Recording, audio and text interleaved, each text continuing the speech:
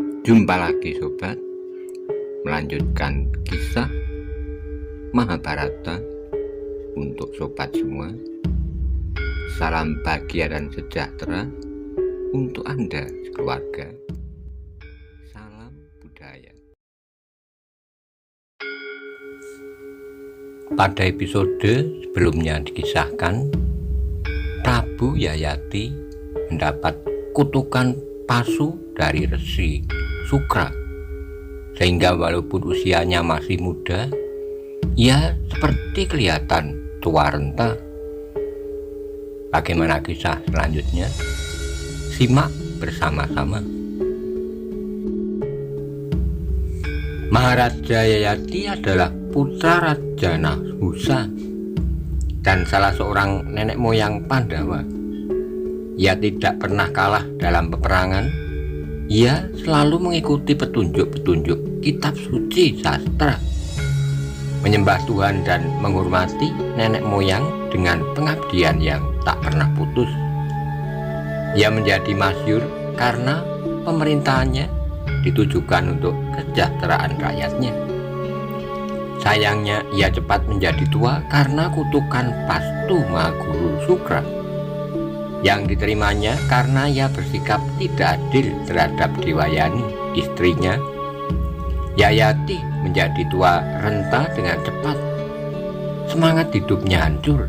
Ia merasa malu dan terhina. Ia tak mampu lagi mereguk kenikmatan dunia, padahal gairah nafsunya untuk merasakan madu asmara masih menggebu-gebu. Pada suatu hari, Yayati manggil kelima putranya. Setelah mereka menghadap, ia berkata dengan lembut, meminta mereka agar sudi menolong ayah mereka. Kata Yayati, kutuk Pastu telah dijatuhkan oleh kakekmu Mahaguru Sukra, membuatku tiba-tiba menjadi tua. Tahu-tahu aku menjadi tua sebelum waktunya, padahal aku belum puas mengecap kenikmatan duniawi.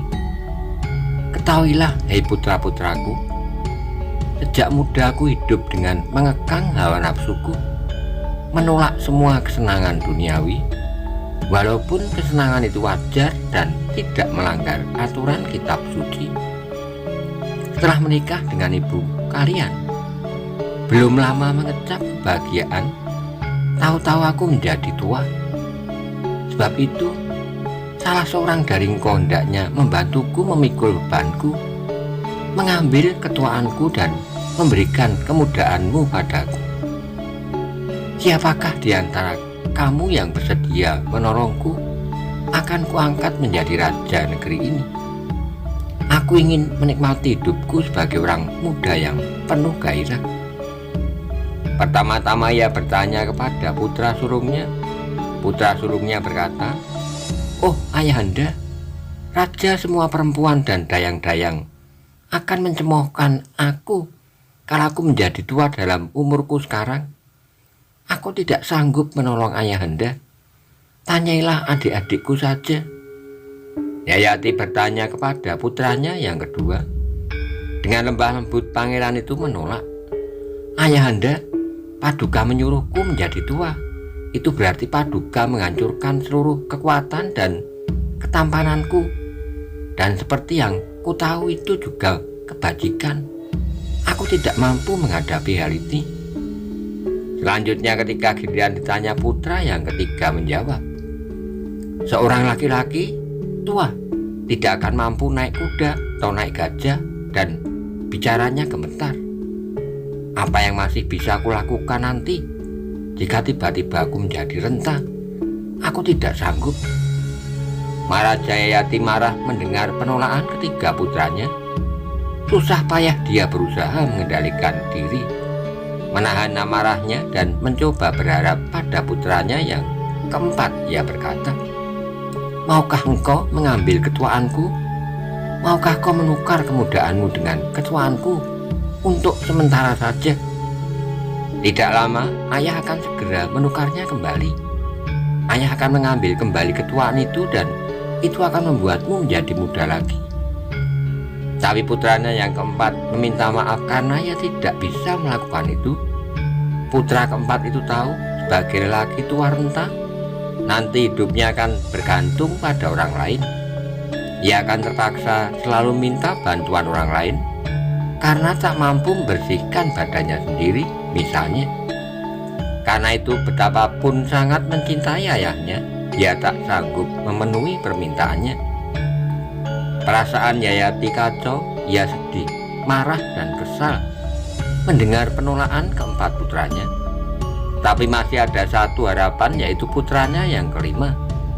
Putra bungsunya itu belum pernah menolak permintaan atau perintahnya. Katanya, "Engkau harus menolong ayahmu. Aku hidup sengsara karena ketuaanku ini, karena kulitku yang keriput, karena rambutku yang memutih, dan karena ketidakmampuanku. Semua ini gara-gara kutuk pastu kakekmu, Mahaguru Sukra. Cobaan ini terlalu berat bagiku. Aku ingin menikmati masa mudaku beberapa waktu lagi. Maukah engkau mengambil ketuaanku untuk sementara? Setelah cukup puas, aku akan segera mengembalikan kemudaanmu.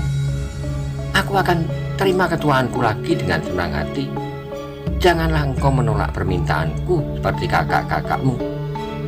Puru, putra bungsu Yayati yang sangat menyayangi ayahnya, berkata, "Ayahku, dengan senang hati aku akan memberikan kemudaanku kepadamu, agar ayahanda terlepas dari cengkeraman segala kedukaan dan kesusahan dalam memerintah kerajaan.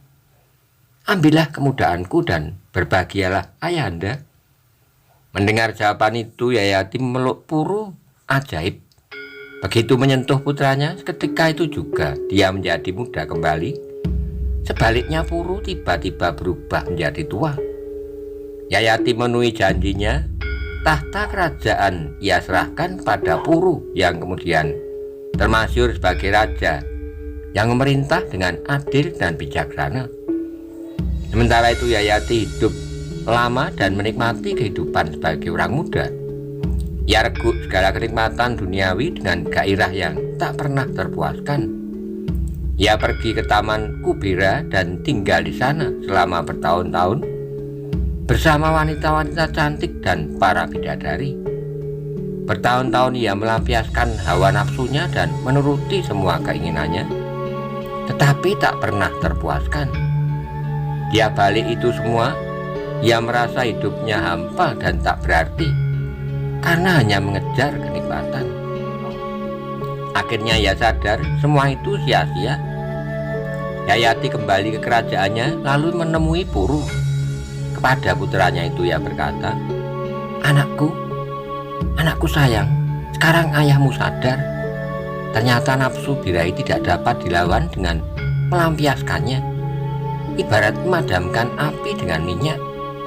Padahal aku sudah mendengar dan membaca ajaran itu sejak muda, tetapi tidak menyadarinya.